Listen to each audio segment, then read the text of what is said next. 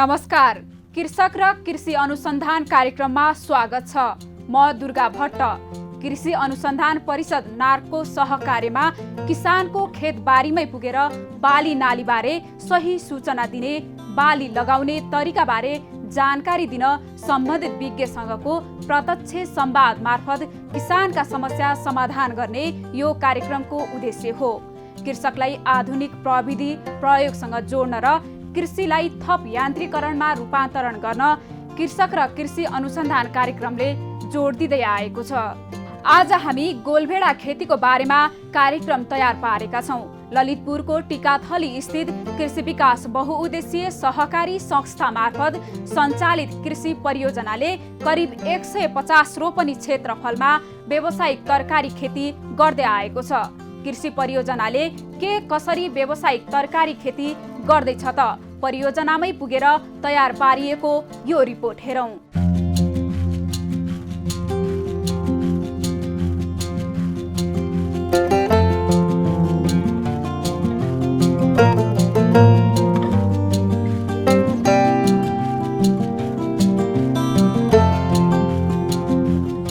टिकाथलीको सम्म फाँट हरियो देखिने तरकारी खेतीले यहाँ पुग्ने जो कोहीलाई पनि आनन्दित तुल्याउने गर्छ।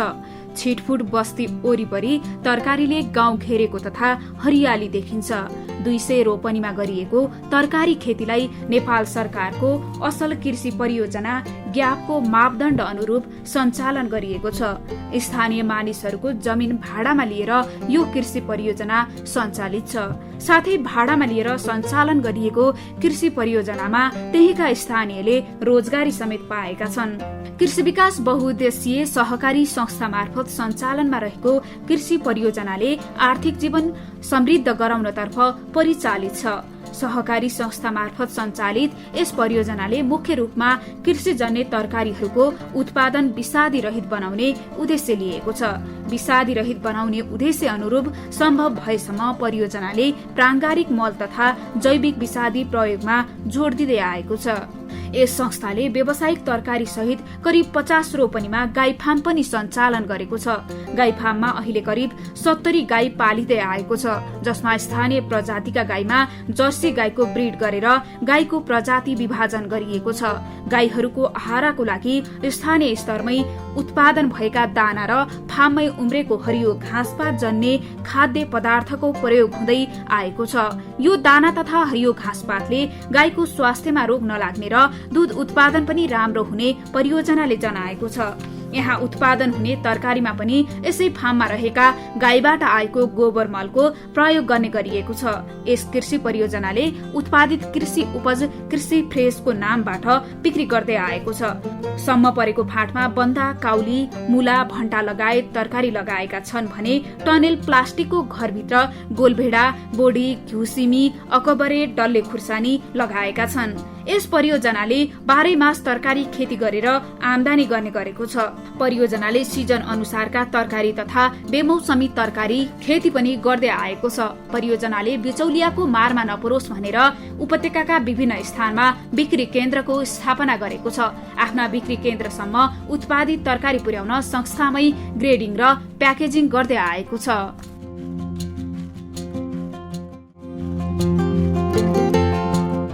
यसै परियोजनाभित्र रहेर हामीले सिर्जना जातको गोलभेडा खेतीको बारेमा चर्चा गर्दैछौँ। सिर्जना जातको गोलभेडा खेती कसरी गर्ने, यसको माटोको व्यवस्थापन कसरी गर्ने, यो खेती गर्दा के कुरामा ध्यान दिनुपर्छ, मल कसरी हाल्ने लगायतको व्यवस्थापन कसरी गर्ने यावत विषयमा कृषि परियोजनाका कृषि प्राविधिक पुष्कर आचार्यसँग गरेको यो कुराकानी हेरौँ।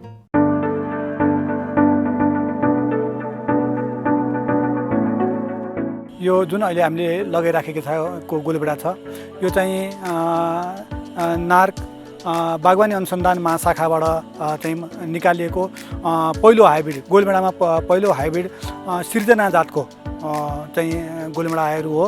र यो गोलभेडाहरू विशेष गरी मध्य पहाडी क्षेत्रमा बेमौसमी उत्पादनको रूपमा किसानको लागि चाहिँ एउटा नयाँ प्रविधि र वरदान साबित भएको छ। र मध्य पहाडी भेगमा चाहिँ यो गोलभेडाले किसानले आय आर्जन गरेर आफूलाई भनौँ न आफ्नो घरको चाहिँ जीविकोपार्जनको लागि चाहिँ उनीहरूलाई ठुलो माध्यम बनेको छ। विशेष गरी चाहिँ यो बेमौसमी गोलभेडा उत्पादन हामी भन्छौँ जसलाई वैशाखबाट त्यहाँ नेपालमा रोपेका गोलभेडाहरूलाई चाहिँ बेमौसमी गोलभेडाहरू भनिन्छ। किन त भन्दाखेरि अरू बेलामा खुल्ला जमिनमा गोलभेडाहरू रोपेको हुन्छ र वैशाखमा वर्षात यो उत्पादन हुने बेलामा वर्षात सुरु हुन्छ। छिमेकी राष्ट्र भारतमा पनि वर्षातको कारणले र बढी तापक्रमको कारणले गर्दाखेरि चाहिँ गोलभेडाको उत्पादनहरू हुँदैन। अनि हाम्रै तराई क्षेत्रहरूमा पनि बढी तापक्रम र पानी बढी वर्षाको कारणले चाहिँ गोलभेडा नहुने भएको हुनाले मध्य पहाडी क्षेत्रमा आकाशबाट परेको पानीहरू रोक्नको लागि प्लास्टिक घर निर्माण अथवा हाइटेक प्रविधि अथवा सामान्य प्लास्टिक घरहरू निर्माण गरेर गोलभेडा खेती गरेर भनौँ न उत्पादनहरू लिन सकिन्छ। यो प्रविधिमा चाहिँ गोलभेडाको बोटलाई मल खादको महत्त्वपूर्ण भूमिका हुन्छ। यो रोपिसकेपछि 9 महिनासम्म यसले उत्पादन दिन्छ र माटोको राम्रोसँग पहिला जमिनको तयारी गर्ने जोत्ने यो प्लास्टिक घरभित्र गरिन्छ विशेष गरी। अनि त्यसपछि मल खादहरू प्रति बोट 1 केजी बराबर 4 केजी कम्पोस्ट मल अनि 50 देखि 100 ग्राम पर्ने गरी तोरीको पिना अनि त्यसै गरी डिएपी 20 ग्राम 15 ग्राम पोटास अनि त्यसै गरी नाइट्रोजनको लागि 20 ग्राम चाहिँ के अरे 15 ग्राम जति नै हामीले युरिया मल 10 देखि 15 ग्राम युरिया मल राख्ने र जमिन टोटल्ली हामीसँग मल पर्याप्त मात्रामा पुर्याउन सक्छौँ भने टोटल घरभरिकै हामीले प्लास्टिक घरभरि नै चाहिँ हामीले यसलाई छरेर जोतेर गर्न सक्छौँ। यदि सक्दैनौँ भने हामीले प्रति बोट अथवा लाइनमा मल हालेर पनि यसलाई यो प्रविधिहरू गर्न सक्छौँ र बोन मिलहरू दिन सकियो भने पनि अझ राम्रोहरू हुन्छ। कृषि चुन दिन सकियो भने पनि क्याल्सियमको कमी जस्ता समस्याहरू पछि आउँदैन। माटोहरूलाई सुधार गर्ने पनि काम गर्छ। कृषि चुनहरू पनि हामीले जग्गा तयारी जोत्दामा नै प्रयोग गऱ्यो भने राम्रो। यसरी जमिनहरू तयारी गरिसकेपछि अनि त्यसपछि हामीले चाहिँ गोलभेडाहरू रोप्नुपर्छ।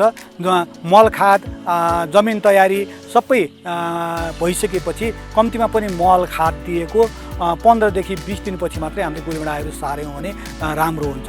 र किन त भन्दाखेरि जुन बेला चाहिँ गोलभेडा रोप्ने त्यही बेला मल खाद गरेर हामीले रोप्यौँ भने चाहिँ मलले गोलभेडाको बोटहरू नोक्सान हुनसक्छ, मर्न सक्छ।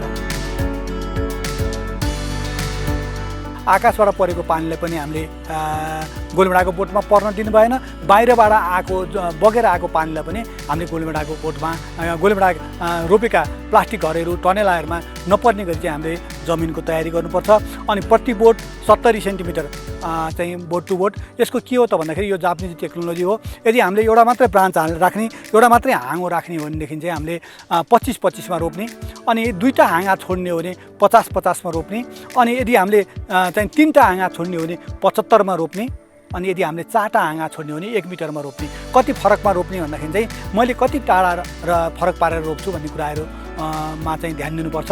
र अनि यो विशेष गरी चाहिँ के हो त भन्दाखेरि गर्भे पातहरू जुन निस्किन्छ गर्भे पातहरू निस्केपछि त्यो गर्भे पातहरूलाई एकैतिर फर्काएर रोप्यौँ भनेदेखि चाहिँ हामीले ठाक्रा दिनहरू भयो अनि अनेक कृषि कर्महरू गर्न चाहिँ हामीलाई सहज हुन्छ।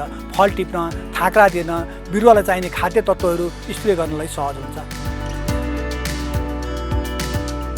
विशेष गरी यहाँ चाहिँ सिर्जना जुन बागवानी अनुसन्धान महाशाखा नार्कबाट निस्केको सिर्जना गोलभेडाले बजार धेरै लिए पश्चात विदेशी थुप्रै बिउहरू पनि योसँग प्रतिस्पर्धा गर्न आए। यो प्लास्टिक घरभित्र रोपिने गोलभेडाहरूको जातहरूमा लामो लहरा जाने जातहरू बढी उपयुक्त हुन्छ र सिर्जनाको गोलभेडाको पनि राम्रोसँग हामीले यसलाई व्यवस्थापन गरेर लग्यौँ भने 16 फिटसम्म यसले चाहिँ लहराहरू छोड्छ, लामोसम्म जान सक्छ। 2वटा पातपछि 1 जुप्पा फल लाग्छ। त्यो 1 जुप्पा फल चाहिँ 12 देखि 20वटासम्मको चाहिँ जुप्पाहरू हुन्छ। हामीले कतिको खानेकुराहरू दिएको छौँ, कतिको बोट बिरुवाहरूको स्याहार समार गरेको छौँ, कुन उमेरमा बोट बिरुवाहरू रोपेको छौँ भन्ने कुराहरूले नि यसलाई फरक पर्छ। अनि अर्को कुरो यसको चाहिँ विशेषताहरू के भने अरू बाहिरबाट आएका बिउहरू हाइब्रिड बिउहरू नेपाली बिउहरूको दाँजोमा यो चाहिँ सिर्जना जातको गोलभेडा चाहिँ केही चिसानहरू पनि सहन्छ, चिसो सहन्छ। भनेको मतलब चाहिँ के हो त भन्दाखेरि जाडो सुरुवात भइसकेपछि पनि बोटहरू बच्ने हुन्छ र अरू विदेशबाट आएका प्रायः हाइब्रिडहरू चाहिँ यी प्लास्टिक घरभित्र पनि असोजमै बोटहरू चाहिँ सुकेर जान्छ। बढी तापक्रमहरू उनीहरूलाई आवश्यक पर्ने हुन्छ तर यो चाहिँ सुक्दैन। अनि अर्को यसमा ओइलाउने रोगहरू कम लाग्छ र त्यो अरू बिउको दाँजोमा अरू बाहिरबाट आएको बिउको दाँजोमा चाहिँ यसमा ओइलोनी रोगहरू कम लाग्ने अनि लामो समयसम्म बोटहरू टिकिरहने अनि त्यसपछि गएर डढुवाहरू रोगहरू पनि अरू बिरुवाको दाँजोमा चाहिँ कम लाग्छ। जस्तो सकेसम्म त रोग लाग्नै नदिनु राम्रो हुन्छ। लागिसकेपछि उपचार गर्नुभन्दा पनि विशेष गरी अब कस्तो प्रकारहरूको रोगहरू लाग्यो त भनेको चाहिँ विशेष गरी गोलेमडामा दुईवटा रोगहरूले बढी सताउँछ।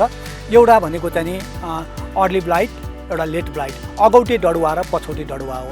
अगौटे डढुवा र पछौटे डढुवाहरूले चाहिँ नि बढी चाहिँ यसलाई आक्रमण गर्ने भएको हुनाले मौसमलाई पनि हामीले ख्याल गर्नुपर्छ। डढुवाहरू लागिसकेको बेलामा आकाशमा बादलहरू छ, आकाशहरू खुलेको छैन, घामहरू लागेको छैन भने त्यो डढुवाहरू एकदम फैलिनलाई अनुकूल वातावरणहरू बन्छ।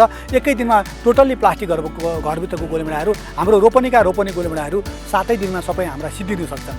त्यस्तो अवस्थामा चाहिँ हामीले भनौँ न बालीको अवस्था हेरेर जस्तो मेन्कोजेब मात्रै हामीले प्रयोग गर्न दिन सक्छौँ, मेटालक्सिल मेन्कोजेबहरू प्रयोग गर्न सक्छौँ र यदि खाने बेला हुन लागेको बाली छ भने प्रोटेक्टरहरू कम दिनमा हामीले हालेको रोगनाशक विषादीले चाहिँ मानव स्वास्थ्यलाई चाहिँ असर नपर्ने 2-3 दिनमै खाना हुने खालको चाहिँ विषादीहरू हामीले प्रयोग गर्नुपर्छ। अनि हामी गाउँघरमा छौँ भने किन खर्च गर्ने हैन, त्यसकारणले चाहिँ हामीले 4 भाग पानी 1 भाग गहुँत मिसाएर प्रत्येक बोटमा हामीले 1-1 लिटरको दरले 7-7 दिनमा दिन सक्छौँ। त्यो दिन दियो भनेदेखि रोगहरूबाट पनि हामीले बोटलाई बचाउन सक्छौँ। अनि त्यसै गरी हामीले बिरुवालाई थप खानेकुराहरू पनि दिन सक्छौँ। र अघि डढुवा रोगको कुरामा मैले विषादीका कुराहरू गरेँ।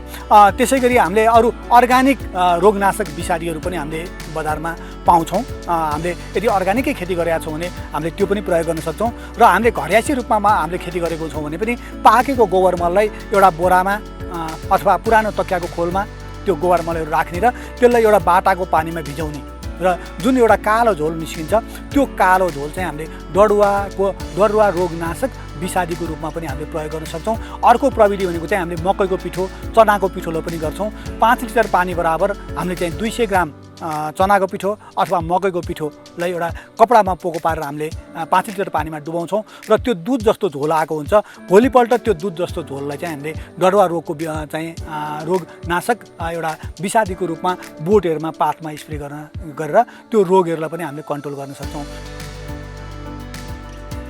सबभन्दा ठुलो कुरा चाहिँ के बुझ्नुपर्छ त किसानले भन्दाखेरि हामी कहाँमा भएको के हो त भन्दाखेरि सरकारले विषादीको चाहिँ प्रयोगै नगर भनेको होइन, युज गर मिसयुज नगर भनेको। हामीले चाहिँ मिसयुज गऱ्यौँ। कुनै पनि विषादीहरू प्रयोग पश्चात वेटिङ पिरियड लेखिदिएको हुन्छ, कति दिनसम्म यो टिपेर खान हुँदैन भनेर लेखिदिएको हुन्छ। त्यो कुराहरूमा हामीले ख्याल गर्नुपर्छ। त्यसलाई हामी सेफ फुड भन्छौँ। कुनै पनि विषादीहरूको प्रयोग पश्चात यदि हामीले वेटिङ पिरियड कटाएर चाहिँ बजार लगेका छौँ भने त्यो सेफ फुड हो। यस्तो माटोमा चाहिँ भनौँ न रासायनिक मल भनौँ त्यसको चाहिँ ब्यालेन्स नमिलाउँदाखेरि असर गर्ने हो। हामी कहाँ नाइट्रोजनहरू बढी प्रयोग गर्ने चलन छ हैन। र प्राङ्गारिक मलहरू प्रत्येक वर्ष एकचोटि राम्रोसँग बारीमा प्राङ्गारिक मलहरू हाल्न सक्यौँ भने, प्राङ्गारिक मल भन्ने बित्तिकै गाईबस्तुको मलहरू नै मात्रै हो भन्ने छैन, पात पतिङ्गरका मलहरू हाल्न सक्छौँ, कुखुराको मलहरूलाई प्रयोग गर्न सक्छौँ। अनि त्यसै गरी तोरीको पिनालाई हामीले मलमा प्रयोग गर्न सक्छौँ। प्राङ्गारिक मलहरू हामीले बारम्बार माटोमा प्रयोग गर्दै जानुपर्छ। हाम्रो देशको माटोहरू रासायनिक मलले खतम पारेर बिग्रेको चाहिँ छ जस्तो मलाई लाग्दैन।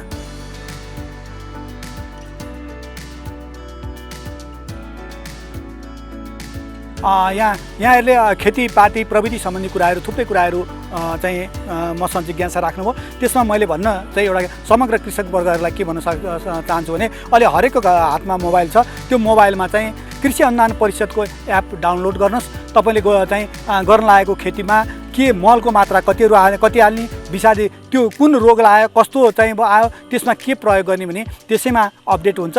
एकचोटि यहाँले डाटा खोलेर अथवा नेट भएको ठाउँमा गएर त्यसलाई अपडेट गर्नुभयो भने पछि तपाईँको मोबाइलमा नेट नभएको ठाउँमा पनि ती कुराहरू सहजै जान्न सक्नुहुन्छ। र यो भनौँ न नार्कले दिएको सुविधाको पनि उपभोग गरौँ भने हामीले केही हदसम्म यसलाई धेरै फाइदाहरू लिन सक्छौँ।